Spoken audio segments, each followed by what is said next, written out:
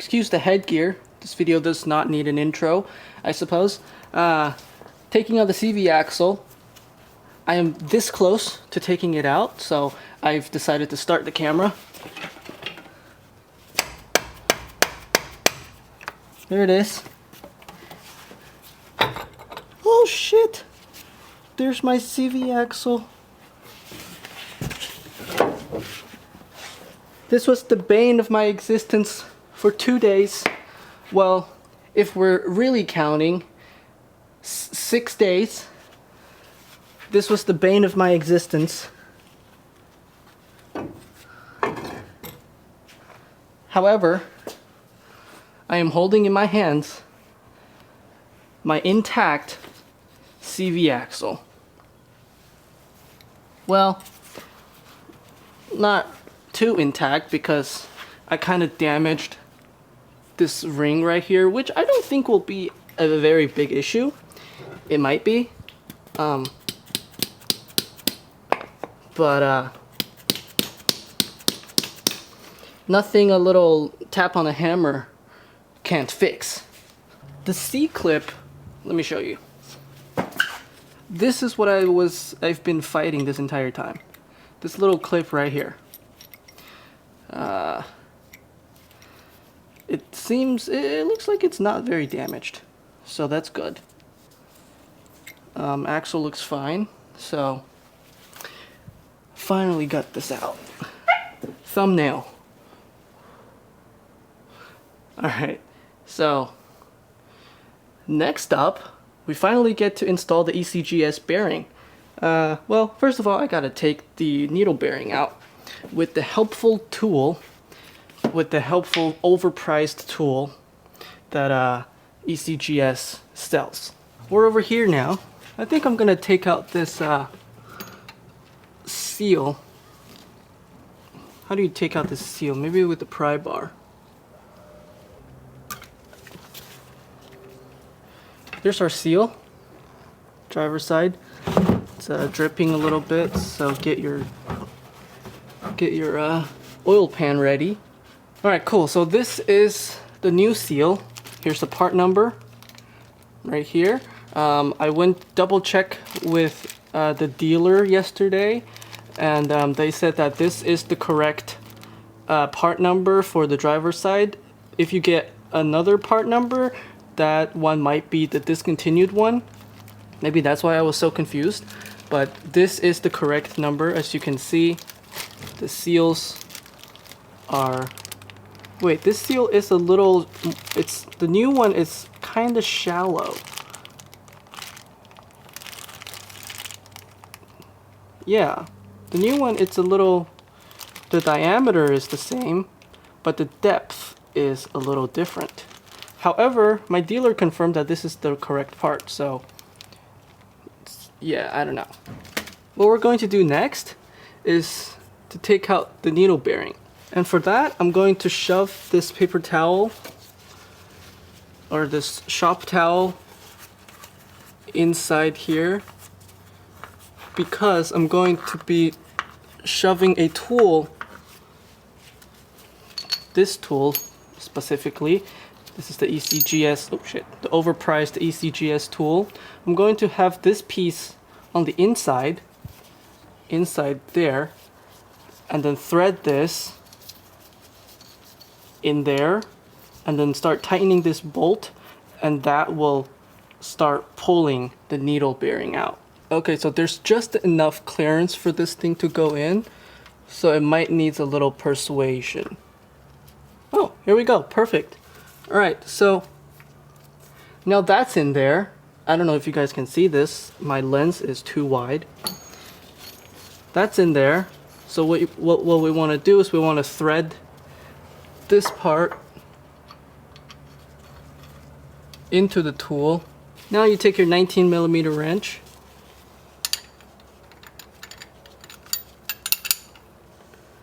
and you just start turning. And the force of this will be what takes out your needle bearing. So it shouldn't be too much resistance. Should be just right. not too hard. This is the part where it'll be really nice to have a ratcheting wrench. However, that is not something I have. Oh geez, this is so tiring. Oh, here we go. Wow. So, let's inspect my needle bearing. Well, this is the first and last time I'm going to be using this tool. Great waste of, well, I wouldn't say waste. This was quite useful, but I don't know if it justifies the price. Anyway, here's my needle bearing. I'll clean it up a little bit. And let's inspect it. Oh shit, we're missing not only one needle, I'm missing 2 needles. Can you see? Right here. I am missing 2 needles. That ain't good. Yeah, that's not good. I'm glad that I'm replacing this. I wonder where the other needle is. So now you can take out the rag or plastic bag or shop towel you've put in here. I see some metal shavings in there. Not sure if that's good. Oh shit! There's that bearing. I mean that needle. Holy shit! What? So this just been living in my transmission. I mean my differential. Holy shit. That is not good. I mean, turns okay. Holy. That could have been so expensive. Oh my goodness, I would have had to replace my whole differential. That is not fun. Anyway, next up, gonna install the new bearing. Fresh bushing from the freezer. As you can see, it's very cold, but it's also very warm out here. So this will be quite a challenge. Oh no, it's getting warm already.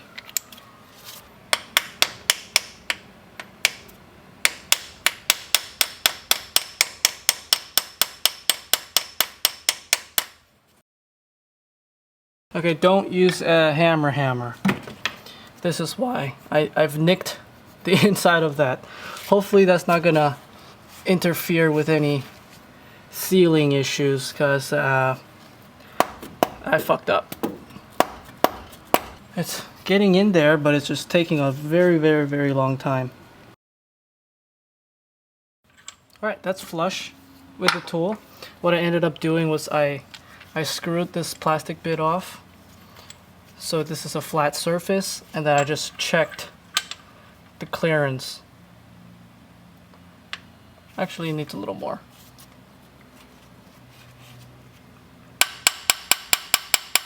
Alright, so now that the bushing is in and my seal installation tool that I designed is still printing, I think I'm just going to take this time to really clean this area up before I install any new parts. So, time to go start cleaning.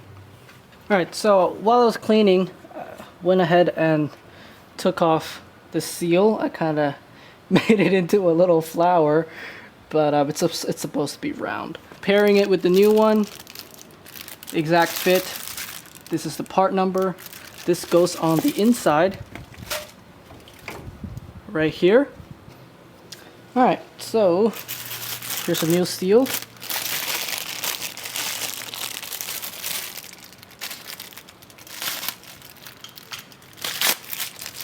Part number again. Looks to be pre-greased. Very nice. And this just goes in back here. Time for the seal installation. It should be just easy.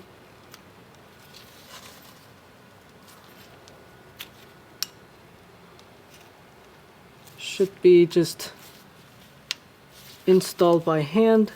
No special tool required for this seal. Seal looks fine. You could probably get it in a little more.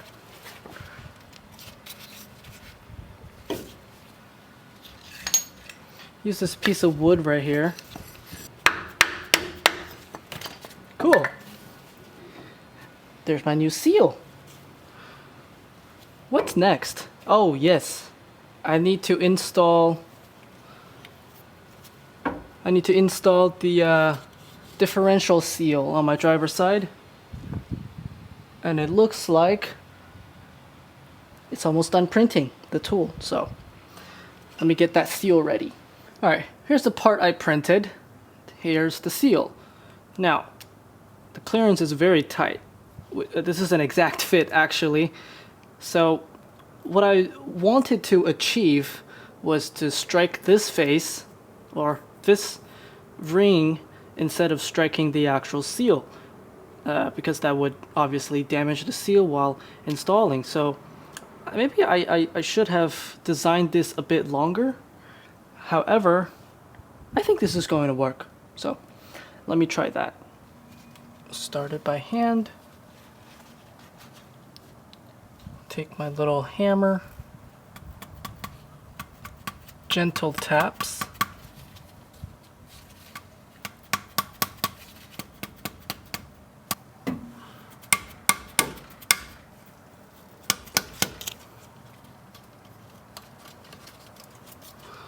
Oh shit. I drove the seal, one side of the seal too far in.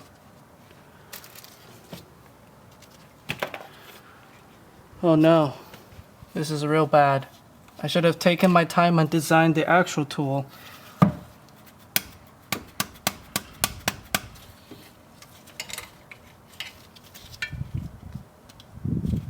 Okay, now it's extremely crooked.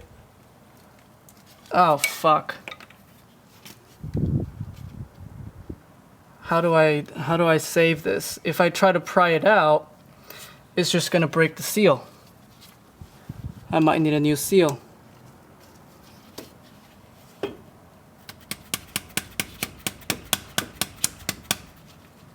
Oh great, it's in a super nice spot. Okay, I pulled it out by hand. Alright, let's try this one more time. But be very, very careful this time. Couple millimeters more.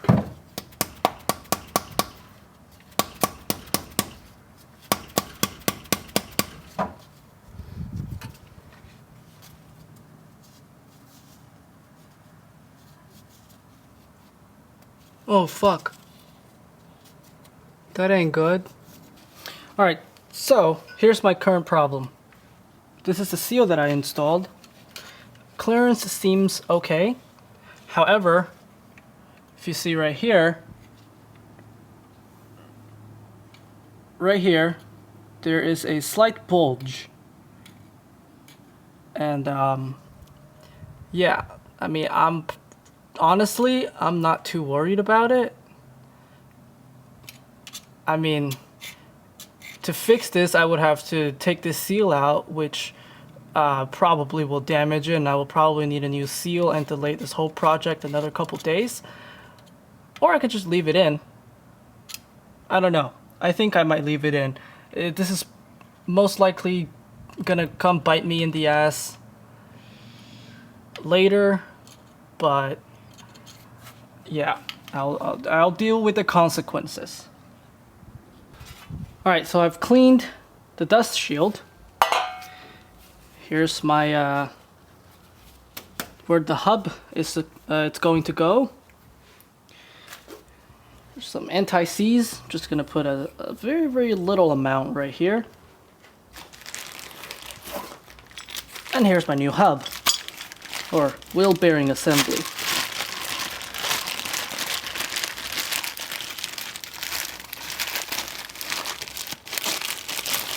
Very nice. The O-ring is already pre-installed. That's one less thing I have to do.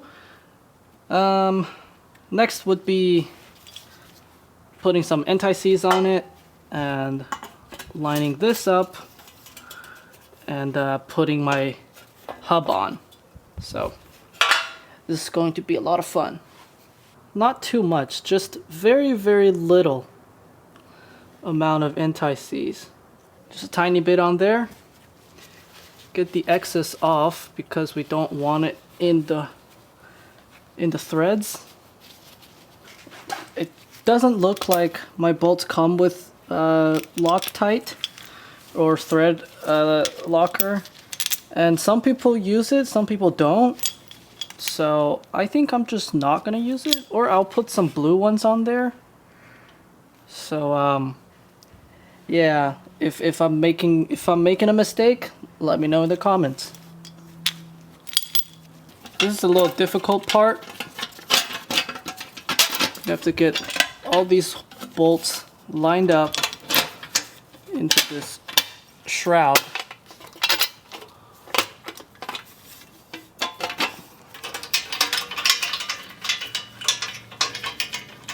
Make it just firm for now.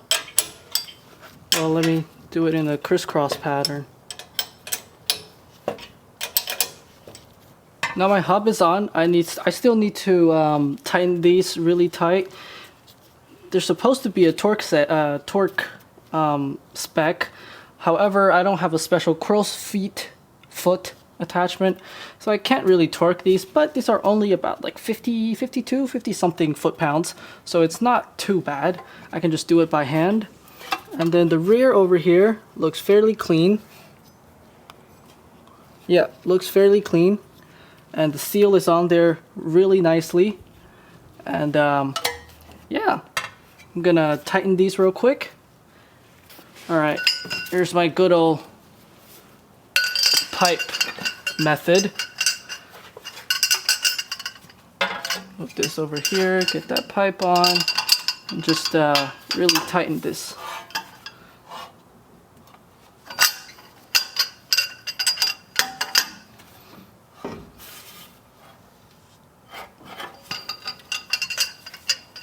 Alright, CV axle time. Make sure the C-ring opening is at the 12 o'clock position.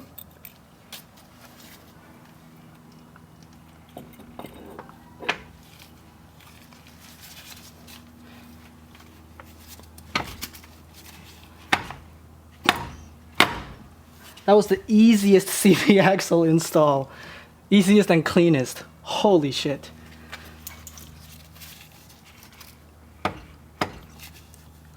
It's not turning.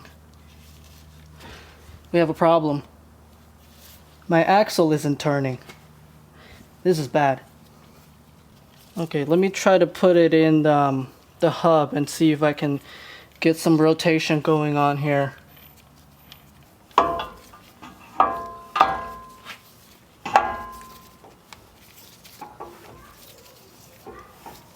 Although it's a little hard to turn than before.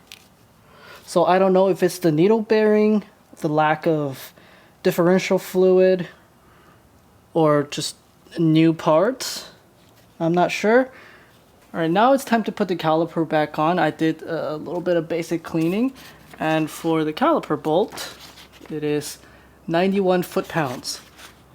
So gotta remember that. 17 millimeters. And 90, oh shit, I forgot. 91 foot-pounds. Okay. Alright, there's my impact. Please be a 17. Yes, it's 17 on there. Get the bolts. Should probably put some Loctite on here. Get the bolt started with my impact. And then time for the bottom bolt. Alright, caliper's on. Before I torque it, I'm gonna put this ABS sensor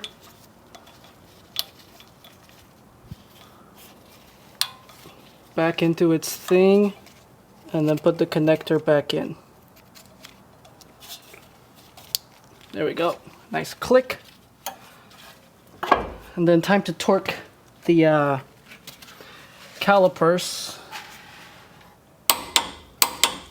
Okay, 91 foot-pounds.